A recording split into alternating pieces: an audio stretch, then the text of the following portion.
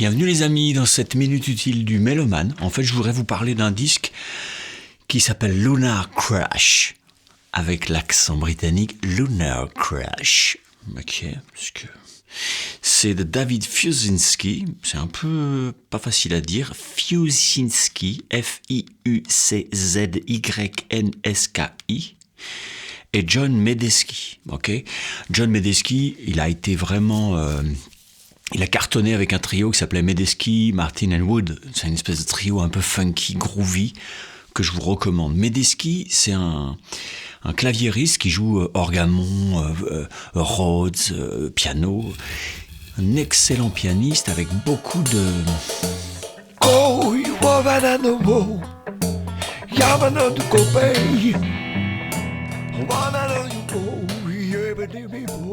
il y a beaucoup d'intelligence dans son jeu. Ça maîtrise la musique de groove de dingue. D'ailleurs, ce disque-là est plutôt un disque de groove, enfin de musique moderne, on va dire. C'est pas du jazz rock comme on en voit plein. Il y a une espèce de retour du jazz rock en ce moment, avec des solos à rallonge et des trucs qu'on pas... Alors, des mecs qui jouent super bien, mais tu vois, avec les défauts du jazz rock de l'époque, mais moderne, quoi. C'est-à-dire une musique qui n'a pas beaucoup de tempérament. C'est juste des prétextes à virtuoser au niveau solo. Ça, c'est pas du tout le cas. Ce sont des virtuoses. Le mec à la guitare qui s'appelle David Fiuczynski est vraiment un immense guitariste, très singulier, un peu singulier, avec des sons de fuzz, avec des sons épais, voilà, vraiment très intéressant. Quand il est trop virtuose, moi, ça me fait chier, mais bon, c'est mon goût perso, hein. Mais franchement, c'est super, ça joue bien, et puis surtout, ça joue avec des couleurs qui sont pas tout le temps les mêmes. Là, il y a plein de petites couleurs sympas. Et moi, je suis vraiment un grand fan de John Medeski. Je trouve que c'est quelqu'un qui a vraiment une grande intelligence. Je retrouve ce même genre d'intelligence chez Boyan Z, Sulfi Karpatchik, un autre pianiste. C'est pas du tout le même style, mais il y a cette vista du phrasé parfait, du contour, une intelligence du placement rythmique aussi, parce que là, c'est placé fabuleux, d'accord? Donc, ce disque-là, c'est comme une espèce de jazz rock, ouais, ok, d'accord, mais non, c'est plutôt jazz funk. C'est un peu... il y a une forte couleur blues, de l'épaisseur dans les sons. Souvent, en jazz rock, c'est très polissé. Moi, j'ai joué du jazz rock quand j'étais jeune, parce que j'étais attiré par les choses où je me disais, je comprends pas, faut que je sache jouer ça. Tu vois. Mais ça m'a passé parce que ce style-là, je le trouve un peu... Voilà, je trouve que c'est un peu stérile, quoi. Voilà. La plupart du temps. Et ça ne m'empêche pas d'aller choper des choses chez des guitaristes ou chez des machins ou des pianistes ou des sax de jazz rock, parce qu'il y a des super musiciens. Un mec comme Michael Brecker a passé sa vie sur du jazz rock. Mais c'est juste un immense musicien tout court. Tu l'écoutes faire un blues, tu dis « Waouh, putain, ça phrase de la mort de ta mère, quoi. Et de ta grand-mère. » Donc, j'aime bien quand des musiciens qui ont ce type de compétences, sont super improvisateurs avec des idées rythmiquement machin, tout le bordel, mais qu'ils mettent au service d'une musique à plus d'épaisseur que ça. Et là, c'est exactement ce qui se passe dedans. Alors, ça commence par Vogue. C'est un morceau sympa. Il y a plein de morceaux sympas. Pineapple. Wow. Et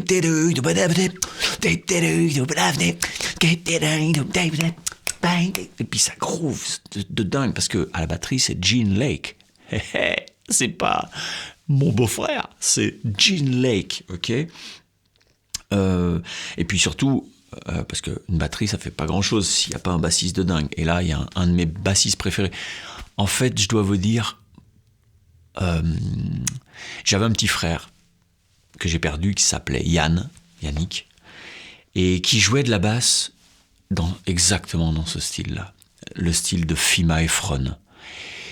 Fima Efron, c'est un mec qui a un drive de malade. C'est-à-dire, c'est pas de la virtuosité bassistique, une guitare, un micro. Il faut tout faire dans ce studio, là. On est mal servi comme tout. Bon, je sais pas si ça va bien capter. Un peu n'importe quoi. Je vous avais parlé d'une autre un autre album où il y a Fusinski et peut-être Medeski, je me rappelle plus, mais c'est un truc qui s'appelle Screaming Headless Torsos. J'ai fait une minute utile du mélomane sur Screaming Headless Torsos, où dedans ça shoot de la mort qui tue. Il y a un immense chanteur qui est une espèce de rappeur jazzeux qui est fabuleux. Je crois que c'est Dean Brown, je ne me rappelle plus comment il s'appelle, Dean quelque chose. Mais c'est fabuleux. Et Fima Efron, il fait des trucs... c'est dans quel morceau ? Je pense que c'est dans Fima's Sunrise, le dernier morceau, il fait...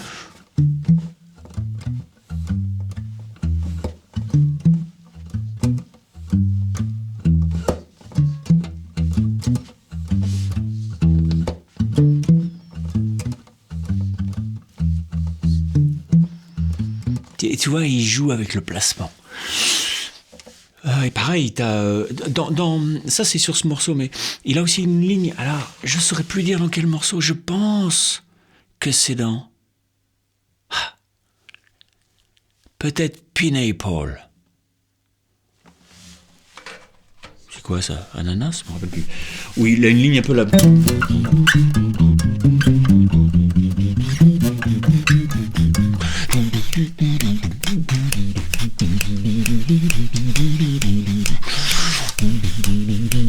À l'attaque comme ça, qui drive tout droit, c'est pas des trucs de feinte, c'est et il a un son fabuleux. Et pour ce genre de ligne, pour moi, c'est le summum. Et mon frère avait un jeu comme ça. Tu lui disais, tu veux pas faire un solo ? Non, rien à foutre. Lui, ce qu'il voulait, c'est jouer pendant 1 heure. Et effectivement, ça le faisait, quoi. Et Fima Efron, c'est exactement ce type de bassiste. Le type de bassiste qui... c'est pas qui tient la baraque, mais c'est que un vrai bassiste, pour moi, c'est le mec le plus important du groupe. Tu mets un groupe de merde avec un super bassiste, tu dis, il y a quand même quelque chose, il y a un petit groove. Bon, si le batteur est complètement à la ramasse, c'est dur pour lui, mais il y a quelque chose. Tu mets un super groupe avec un bassiste armoire, le groupe, il est naze. Et parce que c'est un rôle qui est à cheval entre la section rythmique, mais l'apport mélodique et l'harmonie. C'est-à-dire, pour moi, c'est une espèce de un centralisateur d'énergie. Voilà. Tu mets un groupe avec un bassiste pourri et un groupe avec Jaco Pastorius, c'est pas le même groupe. C'est juste, il faut changer le nom du groupe, quoi. Et je crois que j'aurais voulu être bassiste, en fait. Si j'avais choisi. Dans Vogue, je pense que Vogue...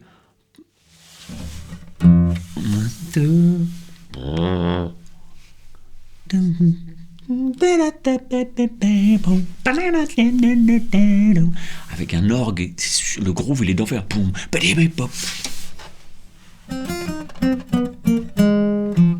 Ouais. Et c'est joué à l'orgue ça, mais ça groove.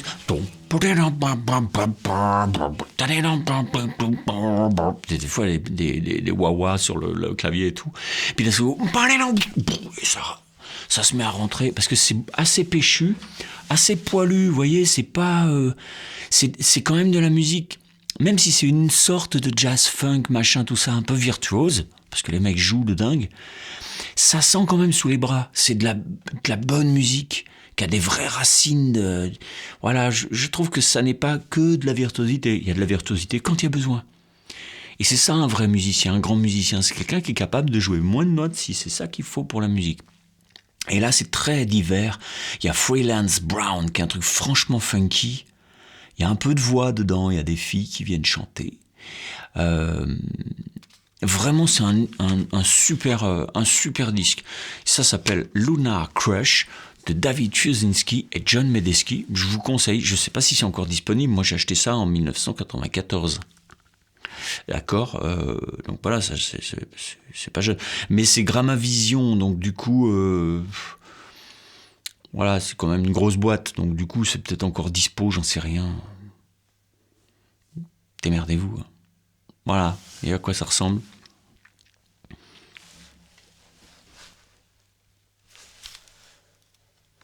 Voilà. Je vous conseille d'aller écouter ça et puis de Et de relever des petits plans, le clavier. Là, relevez des plans de clavier, vous allez voir. Ah, écoutez sur Vogue, vous allez voir ça. Ah, comment ça fait? Puis ça part comme ça, puis d'un seul coup, ils font un break, vraiment, ils coupent, ils écrasent.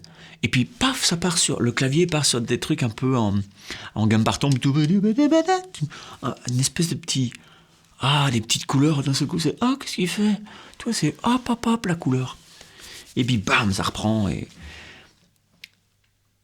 C'est très intéressant. Je suis pas toujours fan du son du guitariste parce qu'il est trop trafiqué. Il y a trop de modulations. J'aime pas trop les modulations, moi, en fait. Les effets de modulation, des chorus, des machins, des trucs.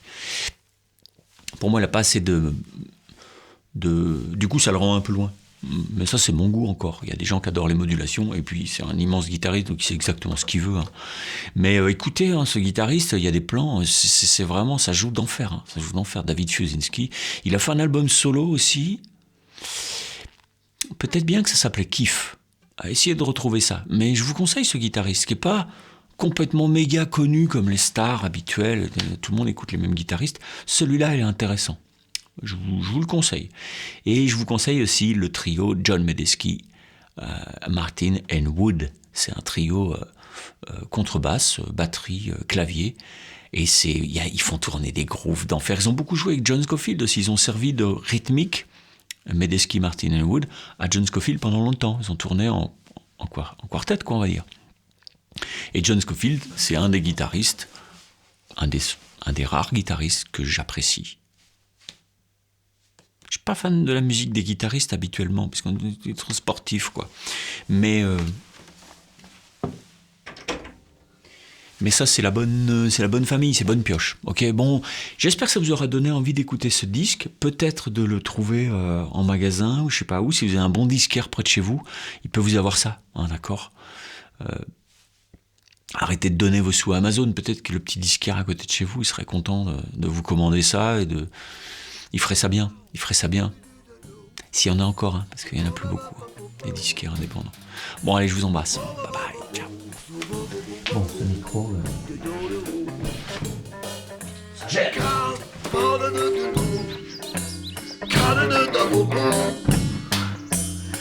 baby, bubble.